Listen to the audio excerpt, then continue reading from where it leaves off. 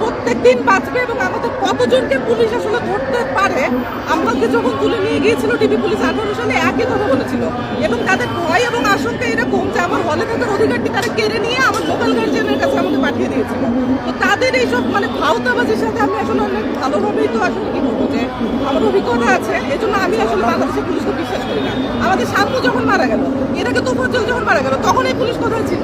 এই যে একটা ছেলেকে বিনা কারণে তো ধরে রেখেছে, এটার কোনো জাস্টিফিকেশন আসলে নাই।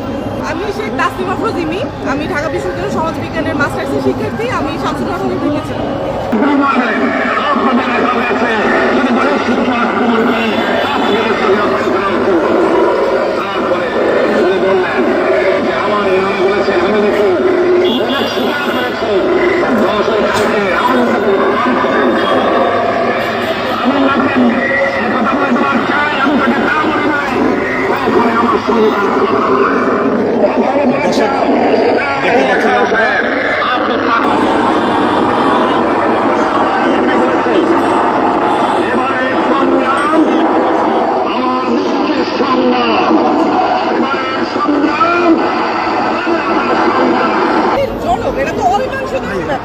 এই কারণেই আমার মনে হয় যতবার বঙ্গবন্ধুর এই আওয়াজ থামাই দেওয়ার চেষ্টা করা হবে, ততবারই আরো তীব্রভাবে কেউ না কেউ সেটা বিরোধ করে তুলবে। এবং তাকে যদি এইভাবে আটকে রাখা হয় অন্যায়ভাবে, আমরা এই ভাষণ প্রত্যেকদিন বাজাবো যতদিন পর্যন্ত তাকে পুলিশ আটকে রাখবে ততদিন।